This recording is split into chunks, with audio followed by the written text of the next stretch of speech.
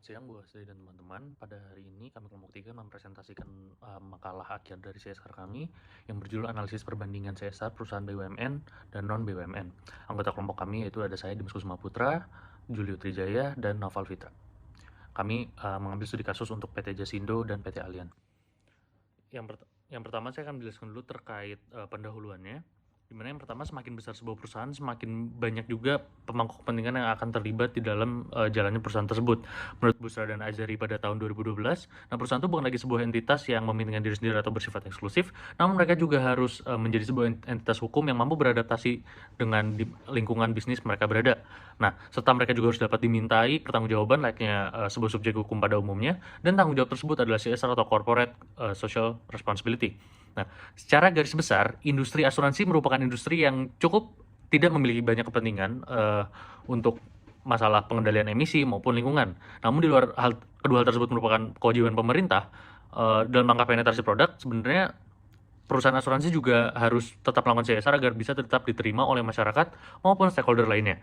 Nah, makalah ini bertujuan untuk mengkaji program CSR yang dilakukan secara khusus kepada industri asuransi, berfokus juga kepada BUMN dan perusahaan swasta dengan latar belakang industri yang sama, menjadi sebuah tolak ukur apakah perusahaan-perusahaan ini efektif dalam menjalankan program CSR tersebut.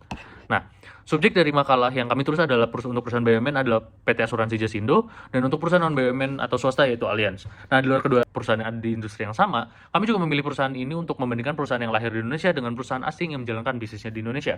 Nah, sekarang di Indonesia itu sebenarnya lebih tegas lagi terkait undang-undang persamaan terbatas, dan menjadi latar belakang kami mengapa ingin mengambil kedua perusahaan ini. Yang pertama ada UU PT pasal 74 nomor 40 tahun 2007, di mana undang-undang ini berkata bahwa korporasi atau industri itu wajib melaksanakan CSR. Lalu POJK nomor 1 tahun 2013 bab 2 pasal 14 ayat 1 tentang pelaku jasa keuangan wajib menyelenggarakan edukasi dalam rangka meningkatkan literasi keuangan kepada konsumen. Lalu yang terakhir SOJK tahun 2014 terkait pelaksanaan edukasi dalam rangka meningkatkan literasi keuangan pada konsumen. Selanjutnya, berikut ini adalah company profile dari Jasindo dan juga Allianz. Selamat datang di PT Asuransi Jasa Indonesia Persero. PT Asuransi Jasa Indonesia Persero atau dikenal dengan Asuransi Jasindo berdiri pada tanggal 2 Juni tahun 1973, merupakan hasil penggabungan dari PT Asuransi Bendasraya dan PT Umum International Underwriters. Kami adalah Allianz. Kami hadir untuk melayani dan mewujudkan impian Anda. Perjalanan kami dimulai pada tahun 1890 di Berlin, Jerman. Sejak saat itu, kami terus berevolusi dan berinovasi demi menghadirkan solusi. Selama lebih dari 125 tahun perjalanan, puluhan juta nasabah di 70 negara di dunia telah bergabung bersama kami. Baik, selanjutnya saya Julio Trijaya ingin melanjutkan presentasi dalam analisis dan pembahasan. Pertama-tama, analisis yang kami lakukan membahas 3 isu, yaitu stakeholders model, efektivitas PKBL secara spesifik pada Jasindo dan juga CSR PT Allianz Indonesia, dan juga Good Corporate Governance atau GCG. Analisis stakeholders secara spesifik akan memperlihatkan porsi manfaat yang diberikan kepada berbagai stakeholders perusahaan. Analisis efektivitas PKBL menunjukkan kegiatan CSR yang dilakukan perusahaan berdasarkan kewajibannya terhadap undang-undang maupun yang bersifat sukarela berdasarkan inisiatif perusahaan, dan GCG akan menjelaskan dampak implementasi kegiatan sosial perusahaan terhadap pengelolaan perusahaan dan terhadap pengelolaan perusahaan. Nah, pertama-tama dari sisi stakeholders, jadi setiap perusahaan itu merupakan sebuah lingkungan yang membentuk sebuah sistem, di mana terdapat pemangku kepentingan di dalam perusahaan-perusahaan tersebut. Konsep pemangku kepentingan sendiri pertama kali dikenalkan oleh peneliti di Stanford Research Institute pada tahun 1963, sebagai berbagai kelompok tertentu yang tanpa dukungan mereka, maka perusahaan akan berhenti. Hal ini mengubah cara pandang perusahaan terhadap lingkungan di sekitar mereka, dan berusaha tidak hanya mendapatkan profit lagi, tetapi juga memenuhi kebutuhan dan keinginan dari pemangku kepentingan perusahaan. Dengan pemahaman stakeholders dan perusahaan, gerakan-gerakan yang menuntut keadilan dalam kegiatan bisnis makin meningkat. Konsep stakeholders juga memberi dampak terhadap kegiatan tanggung jawab sosial oleh perusahaan. Perusahaan dianggap telah mengambil manfaat dari masyarakat, dari kegiatan bisnisnya, dan mendapatkan profit dari kegiatannya. Oleh karena itu, perusahaan melakukan kegiatan tanggung jawab sosial sebagai pengembalian kepada masyarakat atas apa yang telah mereka terima dari masyarakat sendiri. Eh, model stake Model stakeholder pertama kali dikemukakan oleh Freeman pada tahun 84 dengan dimensi-dimensi yang meliputi pemerintah, kompetitor, konsumen, karyawan, masyarakat sipil, pemasok, dan pemegang saham, yang juga dikenal sebagai model stakeholder tradisional. Teori ini kemudian dikembangkan lagi menjadi dua sisi, yaitu internal dan eksternal. Pada sisi internal terdapat karyawan, manajer, dan pemilik, sedangkan pada sisi eksternal terdiri dari pemasok, masyarakat, pemerintah, kreditur, pemegang saham, dan juga konsumen. Jasindo dan Allianz keduanya memiliki beberapa program CSR yang fokus pada beberapa stakeholder. Stakeholder yang paling diperhatikan utamanya terdapat masyarakat, pemerintah, pemegang saham, pemilik, dan konsumen pada kegiatan CSR PT Jasindo. PT Jasindo sendiri melakukan kegiatannya menjadi beberapa kegiatan. Yang pertama, PT Jasindo melakukan bantuan bencana terhadap bencana-bencana yang terjadi terutama pada tahun 2020 ketika laporan ini sebagaimana laporan dimuat pada tahun 2020. Bantuan bencana dilakukan terhadap berbagai bencana dan menjadikan masyarakat sebagai stakeholders utamanya, sebagai penerima manfaatnya. Kemudian bantuan bencana yang diberikan juga turut memberikan bantuan kepada pemerintah dalam menanggulangi bencana. Begitu juga bantuan COVID-19, di mana memberikan manfaat kepada masyarakat, namun juga memberikan bantuan kepada pemerintah dalam mempercepat atau mempermudah penanggulangan pandemi.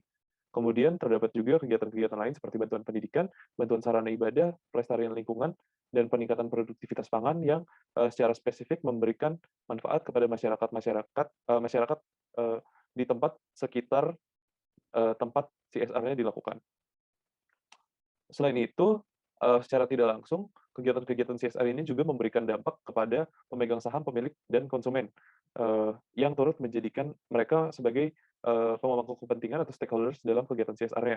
Karena dengan dilakukan CSR dari perusahaan akan mendapatkan beberapa keuntungan juga, di antaranya seperti peningkatan image perusahaan dan juga peningkatan ketertarikan konsumen terhadap perusahaan. Oleh karena itu, konsumen dapat merasa perusahaan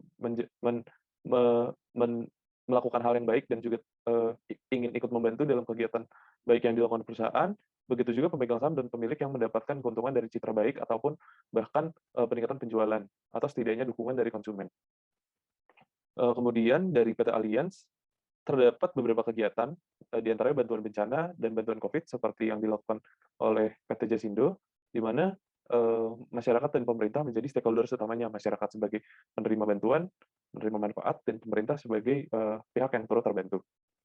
Kemudian terdapat juga bantuan pendidikan, pemberdayaan ekonomi, dan juga pelestarian lingkungan yang membantu masyarakat di sekitar tempat dilakukannya CSR. Nah, di mana masyarakat menjadi penerima manfaat utama dalam kegiatan tersebut. Namun tidak hanya itu, PT Allianz memiliki program khusus sukarelawan di mana setiap manajer dan karyawannya didukung untuk mengikuti kegiatan-kegiatan CSR-nya sebagai salah satu pemberi manfaat atau ikut aktif dalam membantu kegiatan CSR yang dilakukannya. PT Allianz juga mengajak masyarakat umum untuk menjadi sukarelawan dalam kegiatannya, sehingga manajer dan karyawan turut menjadi stakeholders dalam kegiatan-kegiatan CSR-nya, di mana mereka turut mengikuti kegiatan-kegiatan CSR yang dibuat oleh perusahaan. Selain itu, seperti PT Jasindo, pemegang saham, pemilik, dan juga konsumen turut menjadi stakeholders dalam kegiatan-kegiatan CSR-nya yang memberikan citra baik dan juga dukungan dari masyarakat. Nah, selanjutnya saya akan menjelaskan analisis terkait evaluasi program PKBL dan CSR dari PT Jasindo dan PT Allianz. Nah, perusahaan di Indonesia, terutama BUMN, itu terikat untuk melakukan aktivitas PKBL dengan mandat Kementerian BUMN yang dimuat pada Undang-Undang Nomor 23 Tahun 2007, di mana kegiatan PKBL ini mengharapkan peran yang lebih aktif lagi untuk BUMN dalam memberdayakan dan mengembangkan kondisi ekonomi serta sosial masyarakat di lingkungan sekitar. Nah, lalu untuk perusahaan non-BUMN sendiri, aktivitas ini sebenarnya tidak diatur secara langsung untuk menjadi kewajiban untuk melakukan PKBL, namun mereka wajib untuk melaksanakan CSR. Nah, untuk hal-hal tersebut didukung oleh beberapa peraturan, yaitu UU Nomor 19 Tahun 2003 dan PRBUMN Per Nomor 5 MBU Tahun 2007. Nah, yang pertama untuk PT Jasindo sendiri itu merupakan BUMN yang juga dimandati untuk melakukan program PKBL. Mereka telah menerbitkan sustainability report secara publik di tahun 2016, namun sangat disayangkan karena PT Jasindo tidak memiliki laporan khusus terkait PKBL seperti beberapa BUMN lainnya. Nah, pada realisasinya PT Jasindo ini telah menyalurkan program bantuan kemitraan pada 304 mitra binaan pada tahun 2020 dengan jumlah sebesar 9.346 juta. Lalu mereka juga pada program binaannya mereka mampu menyalurkan dana sebesar 7.942 juta kepada beberapa masyarakat seperti beasiswa untuk anak-anak dan anak TNI dan Polri di Mentawai, lalu sembako gratis di seluruh Indonesia terkait pandemi COVID, dan ada beberapa hal lainnya. Nah, lalu untuk program CSR-nya sendiri, mereka mampu telah mengeluarkan dana sebesar 3,460 juta pada tahun 2020. Nah, pada program PKBL dan CSR ini juga dilakukan untuk menyelesaikan SDGs yang mereka pilih atau TPB, tujuan pembangunan berkelanjutan yang telah mereka pilih dalam konsep PKBL dan CSR-nya. Nah, lalu untuk PT Allianz, mereka tidak dimandati untuk melakukan PKBL seperti perusahaan BUMN, namun mereka harus melakukan CSR, di mana PT Allianz ini telah memiliki PT Allianz Yayasan Peduli yang merupakan subdivisi yang berbentuk yayasan guna membangun Indonesia untuk menjadi lebih baik lagi. Nah, mereka juga mengacu kepada beberapa TPB atau SDGs yang telah mereka pilih. Nah, pada tahun 2020 mereka telah memberikan total dana CSR sebesar 4.300.000.000 rupiah dengan total penerimaan manfaat sebesar 378.966 orang. Nah, lalu untuk evaluasinya untuk mengetahui kategorisasi kegiatan CSR-nya, seperti yang dimuat pada buku Solihin pada tahun 2009, dapati bahwa sebenarnya Kota Danli pada tahun 2006 itu menyebutkan bahwa ada beberapa kategorisasi program CSR yang dapat dilakukan oleh perusahaan dan memiliki tujuan serta fungsi yang berbeda-beda. Jadi saya akan menjelaskan terkait analisis pentingnya UU dalam kegiatan CSR dan PKBL dari PT Jasindo dan PT Allianz. Nah, sebenarnya menurut di luar adanya teori dari buku Solihin tahun 2009 yang mengatakan bahwa BUMN melakukan CSR dan PKBL merupakan mandatori dari pemerintah dan perusahaan swasta melakukan CSR-nya adalah voluntary. Nah, diadaptasi dari buku Giliar, kami mendapatkan sebuah opini di mana ternyata perusahaan BUMN itu tidak selalu melakukan kegiatan CSR dan PKBL-nya merupakan sebuah mandatori, dan swasta juga tidak melakukannya langsung secara voluntary saja gitu, karena tergantung dari tipe-tipe CSR yang dilakukan oleh perusahaan terkait, tergantung CSR apa yang mereka lakukan. Nah, lalu hal ini juga didukung oleh beberapa literatur, yaitu UU nomor 23 tahun 2007 tentang pengelolaan lingkungan hidup, lalu nomor 23 tahun 97 tentang pengelolaan hidup juga, lalu RUU CSR yang mengatakan bahwa semua PT yang berdiri di Indonesia juga harus melakukan CSR, di mana Allianz ini juga ternyata diikat oleh peraturan dari pemerintah untuk melakukan CSR. Lalu sebagai opini dan analisis kami, di mana penentuan PKBL yang telah ditentukan oleh Kementerian BUMN ini menjadi sebuah pengikat tambahan yang menggambarkan bahwa BUMN itu harus lebih menjadi perusahaan yang lebih mengabdi kepada negara. Terlihat juga dari peraturan PKBL yang meminta BUMN mengeluarkan pinjaman mitra dengan batas maksimum pinjaman sebesar 200 juta, yang bertujuan untuk BUMN itu harus mampu memperkuat sektor bisnis dengan cara yang lebih teratur. Nah, jika kita lihat pada bagian CSR yang dilakukan oleh PT Allianz, mayoritas dari CSR itu merupakan sebuah program edukasi, bantuan ekonomi maupun sosial. Terlihat juga bahwa program PKBL ini memberikan kesempatan baru terhadap penerima dana agar mampu bersaing pada dunia bisnis di Indonesia. Sehingga dapat dikatakan bahwa program kemitraan merupakan sebuah kegiatan yang berbeda dengan CSR dan dilakukan oleh perusahaan swasta. Nah, pentingkah UU? UU menjadi sangat penting untuk pengaturan PKBL di perusahaan BUMN agar BUMN lebih terlihat untuk mengabdi kepada masyarakat di Indonesia. Dan untuk UU yang mengatur CSR untuk perusahaan swasta juga tetap penting agar perusahaan swasta juga tetap melakukan CSR untuk mengabdi kepada masyarakat di Indonesia. Perkenalkan, nama saya Noval, saya akan melanjutkan presentasi dari kelompok kami. Bahasan saya adalah dampak implementasi CSR terhadap GCG, Persero, Jasindo, dan PT Allianz Indonesia. Jadi yang memayungi saya dalam menjelaskan adalah yang pertama, apakah terdapat hubungan antara CSR dan GCG, dan yang kedua, apakah perusahaan yang melakukan CSR dan PKBL dapat menjamin perusahaan tersebut dikelola secara prinsip GCG dengan baik. Jadi penerapan GCG sendiri memiliki tujuan untuk perusahaan tersebut agar lebih keberlanjutan atau berlanjut atau sustainability-nya baik, atau bahasa kasarnya jika kita lebih mudah mengerti, tidak bangkrut. Jadi peraturan mengatur GCG ada 3 yang utama. Untuk BUMN itu adalah peraturan yang pertama, dapat dilihat di slide, dan peraturan kedua yang ketiga itu dapat ditetapkan untuk seluruh perusahaan. Dan mereka itu prinsip GCG yang utama adalah tarif. Dan jadi untuk CSR yang diberikan oleh Jasindo, yang pertama adalah melakukan aktivitas CSR di bidang lingkungan hidup, sanitasi, pembuangan sampah, irigasi, pendidikan dan pelatihan, peningkatan kesehatan, dan aktivitas peningkatan produksi pangan di seluruh Indonesia.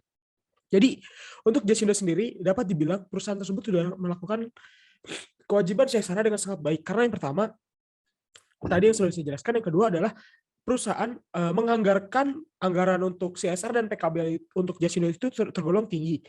Memang jumlahnya nominalnya itu dibandingkan perusahaan-perusahaan besar tidak besar, akan tetapi jika dibandingkan dengan laba bersih perusahaan, Jasindo itu mengeluarkan 8% di tahun 2018 dan 20,3% laba bersihnya di tahun 2019 untuk CSR. Jadi ini salah satu nominal yang tergolong, salah satu persentase yang tergolong tinggi untuk perusahaan melakukan CSR-nya. Jadi dapat dikatakan Jasindo itu sangat serius untuk melakukan program CSR karena bayangin aja 8% dan di tahun 2018 dan 20,3% laba bersihnya itu untuk CSR. Jadi untuk GCG Jasindo sendiri, Jasindo itu merupakan salah satu perusahaan yang memenangkan banyak penghargaan atau award-award, baik itu dari Kementerian BUMN, media, atau pihak-pihak penilaian lain terkait GCG. Jasindo sendiri memiliki skor yang sangat baik untuk merekam GCG-nya, yaitu 95,71% pada tahun 2018 dan 96,43% pada tahun 2019. Dan metode yang diterapkan itu self-assessment dan independent assessment atau menggunakan biro independen luar.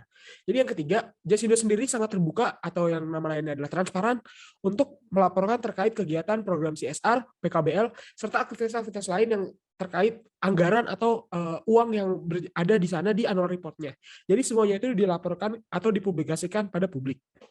Selanjutnya adalah CSR dari Allianz sendiri. Allianz itu salah satu perusahaan yang banyak banget memberikan, maaf saya agak bindeng lagi pilek, banyak memberikan program CSR-nya. Utamanya itu terbagi menjadi 5 kategori: pendidikan, kesehatan, pemberdayaan ekonomi daerah, bantuan bencana dan lingkungan, dan yang terakhir relawan. Tetapi terdapat program lain yaitu dari literasi keuangan, awalnya itu 3.000 manfaat, tapi terrealisasinya malah jauh dari ekspektasi atau dari target, yaitu 18.000 orang.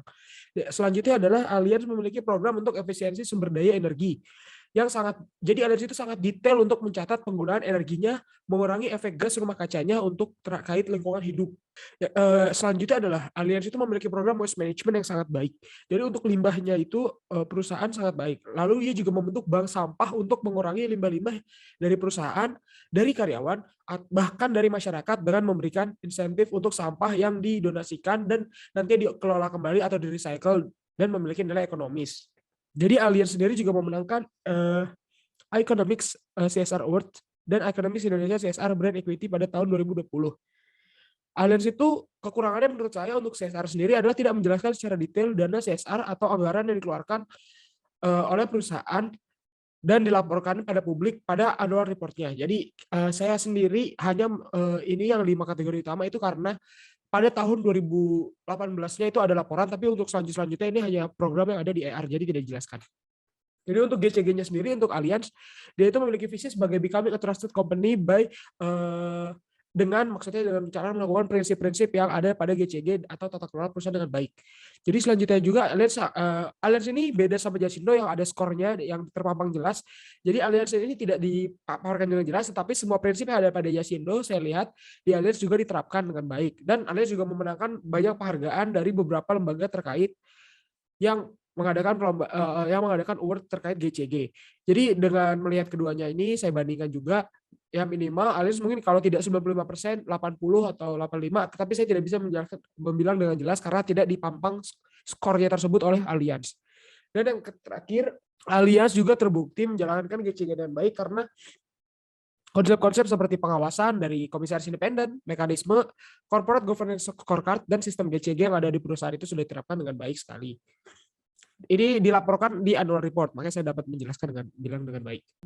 Baik, selanjutnya masuk ke dalam kesimpulan dan saran, dapat simpulkan bahwa kedua perusahaan, Jasindo dan Allianz, telah melakukan CSR dengan beberapa stakeholder seperti pemegang saham, pemilik, konsumen, masyarakat, pemerintah, manajer, dan juga karyawan.